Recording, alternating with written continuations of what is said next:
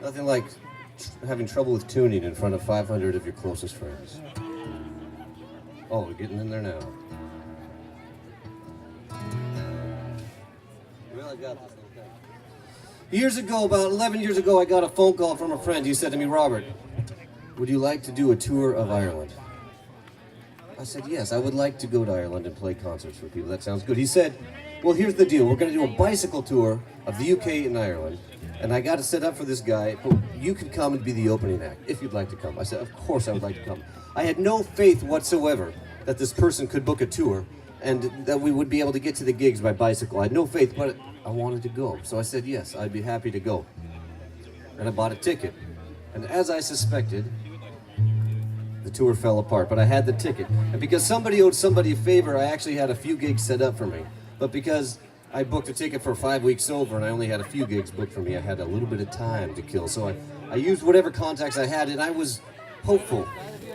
So I flew into Heathrow Airport intending to hitchhike to Dublin. And it worked. I took a bus to Windsor, and there were these English people in fancy English Windsor clothing, and I got out and I started hitchhiking from there. And I got up to Holyhead. I caught the ferry over.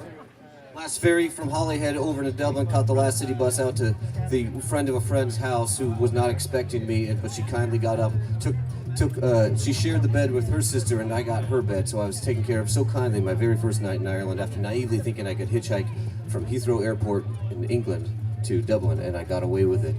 And the next day they said, well, we're going, it's the weekend now, and we all have jobs, and we're going to Dingle. We're going to go down to Dingle for the weekend, and you can come if you want. I said, well, that sounds great. They said, we're taking the bus. I said, I'll hitchhike, no problem. So I hitchhiked the next day from Dublin to Dingle, and I had this great weekend with them. They were really nice. You know, they had some friends there we stayed with, and we sang some songs on the beach, and we went to the pubs, and I enjoyed it.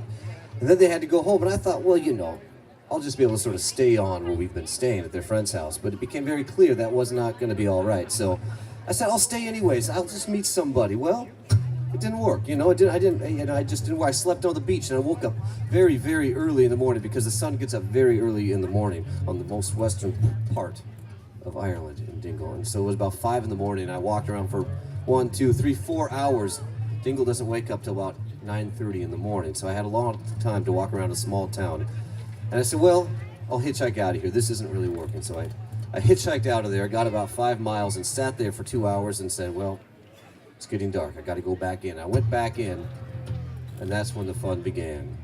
I went to this trad session in a pub and heard traditional Irish music for the first time. And you hear it on a record, you can see it in the States, but when you sit in a small pub and you're smoking a hand-rolled cigarette with 3 girls from Spain watching an Irish band on the west coast of Ireland, it's pretty good.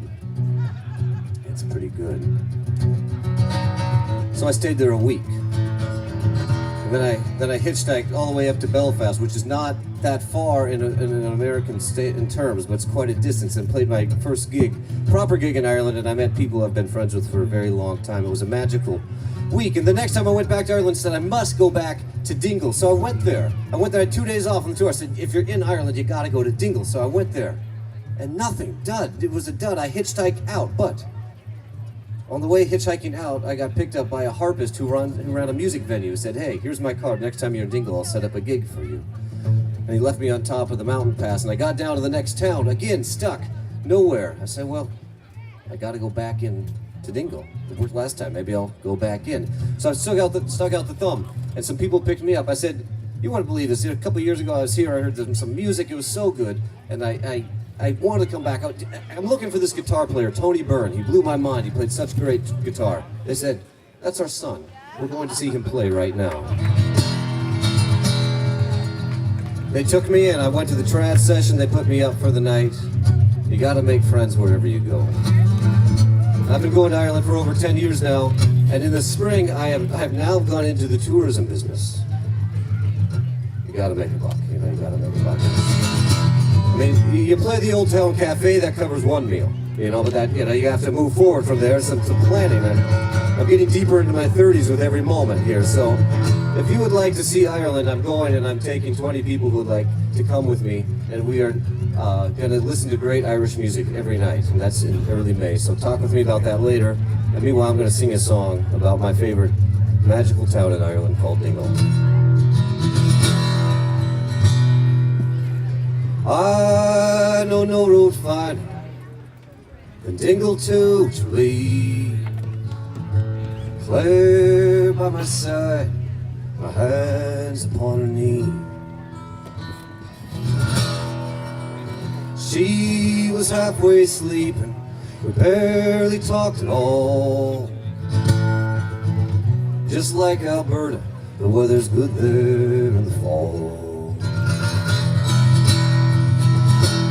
The trip has been a fine one because the company friends have carried me along and carry them with me.